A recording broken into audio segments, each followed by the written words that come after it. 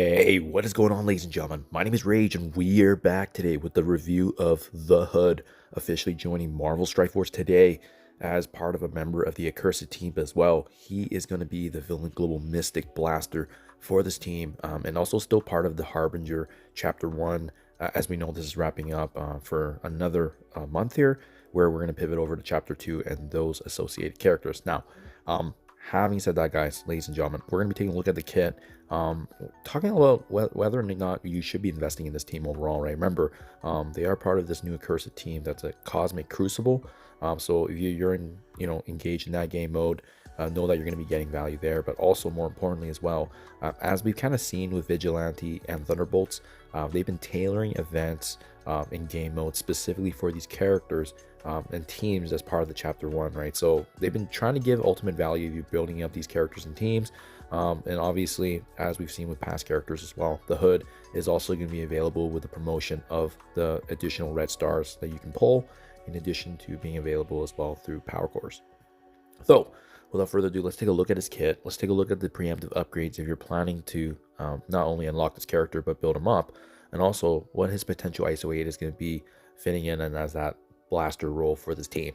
So Hellish Munitions is his basic ability here, and you can see here again there's going to be some additional value coming from Crucible, but that's really the focus here, whether or not you want to build up this team for Crucible and future game modes where the Crucible bonuses are going to be live for this team. And that's the one thing you have to consider, because otherwise, if you're not engaged in it, to be quite honest, I don't know how much value you're going to be getting for this team outside of obviously some of the intended content relating to Chapter 1. So attacking primary target for percentage damage with piercing, it also cannot be blocked in Crucible. As we level this ability up, he's essentially just going to be getting bonus attacks. While it is notable that level 6 he's going to have bonus 5-time attacks, you're going to also be getting additional piercing here for the upgrade. To be honest, it's just a basic ability. I don't know if I would recommend upgrading it right from the get-go, but the additional 5 times on top of the initial, that's some additional strikes that he's going to be getting. So he's going to be adding a lot of potency and damage for this team, especially with those multiple piercing strikes as you see, and as well, more notably, in Crucible, it can't be blocked. So it's just going to be, piercing the defenses there. Ballistic Rain is a special ability attacking the primary target for percentage damage. In addition to that, adjacent targets are also attacked. In Crucible, similar to the basic, this cannot be blocked, but as well, this also can't be dodged. So it's just going to be an ability that you can always pretty much rely on, right? And essentially, as we level this ability up, damage does get added, as we've kind of seen with the basic. But, oh, sorry, one sec. Gotta make sure that this is not hiding some of the bonuses that we've seen in the past. So you can see how it's kind of showing you here the additional damage increase, but then sometimes some of the text is hidden until you actually tap into it. So level 6 here, this is nice because he does get a little bit of crowd controlling aspects with the ability block on the primary target, just the primary though. And then lastly, with the T4 upgrade here, if the primary target that's being initially selected does not have ability block, he's also going to be bonus attacking that primary target for percentage damage as well. So that's really nice. Again, gives him a little bit of flexibility with the team, as he's going to be known as that damage dealer blaster character, but it is nice that he has a bit of crowd controlling so he can help out and support the team in other ways, especially if there's a big attack or turn coming. He can obviously plan in advance for that, so I do like that. This T4 upgrade here, I don't know if I recommend it right away. It's just a bonus attack, right? But it is notable, 250% damage. Let's take a look at the ultimate and passive before we make any snap decisions here. However, right now it is looking better than the basic, which is essentially just fluff. Ultimate ability is bullet time, attacking primary and adjacent targets for percentage damage. Top of that, he's also dealing an additional 100% damage to any target with safeguard. So they're going to be punished with that very powerful protective buff that we are used to seeing. Characters also killed by this attack cannot be revived, and on top of that, in Crucible, this also cannot be blocked. It's very similar to the rest of his kit. So as we level this ability up, additional damage is going to be added. He's also flipping positives into negatives on the enemy selected. And then once again, this is a nice little extra bonus here. If the target does not have any positive effects when selected, he's also going to be inflicting trauma That's pretty notable considering it's only level 5 and you don't necessarily need to max it all the way. And then with the T4 upgrade on this, he does repeat this attack 2 times. And seeing as how it is the most powerful ability, this one does make sense. You want to maximize the damage that he's going to be doing with the ultimate, but as well, hopefully selecting a target that does not have positive effects, because obviously inflicting trauma is a worst case situation. An absolute beautiful opportunity to utilize if you're able to do so. So for sure, the ultimate, I would definitely 100% recommend in terms of upgrading before the special as well as the basic. And then Demonic Thief is his passive ability here. In Crucible, enemies can only gain bonus damage and focus through positive effects. Hero characters can only gain bonus resistance and speed through positive effects. So he's really kind of inflicting and limiting what can or can't be done, especially from these enemies' perspective, right?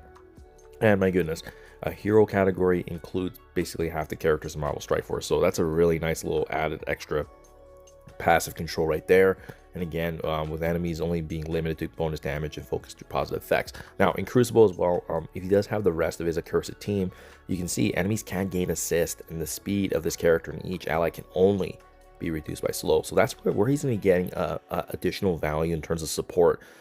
Even though he's intended for damage, he's going to be controlling what can or can't be happening on the battlefield. On top of that, they cannot gain speed up. As well, hero enemies cannot gain taunt. So when you're up against some of these characters that have powerful taunts, he's going to be bypassing that because he's going to ensure they can't be actually maintained. On the successful attack by this character or an accursed ally, he's also going to be inflicting bleed on each attack target. And as well, enemies cannot fill speed bar for themselves or allies outside of, again, just the normal conditions that we're used to. So he's adding actually a lot to make the rest of the accursed team run smoothly because of these preventions and mitigations, if you will. And then last but not least, with the passive T4 upgrade here, on the successful attack by this character or any of his accursed team allies, he's also going to be inflicting heal block. So heal block, bleed, the prevention of turn meter manipulation, the fact that he can allow his allies to be detrimented by the slow impact, very, very massive. And on top of that, enemies also cannot gain charge or offense up, really limiting the potency of what you can do against this team here.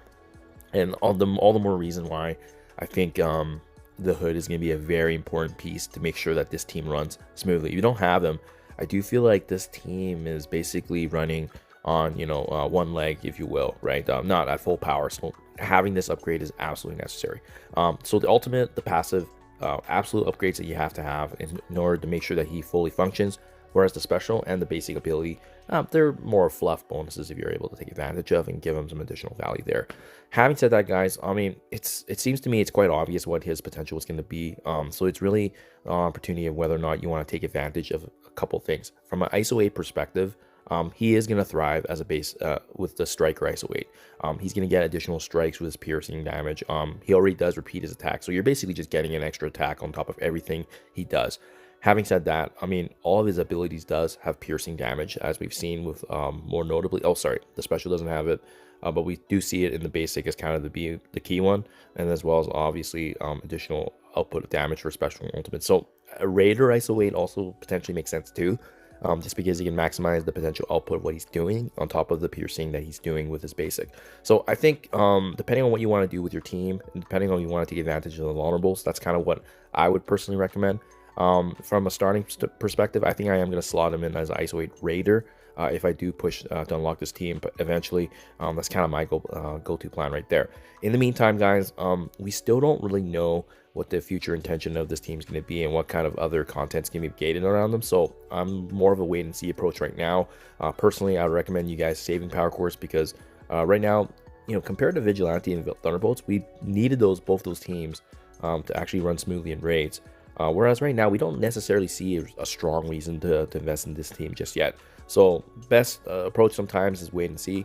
See what's being released, see what content's coming out. But in the meantime, the Hood is a sound addition to the Cursed team, and I am excited to see his release and obviously getting his unlock once those shards become free to play available.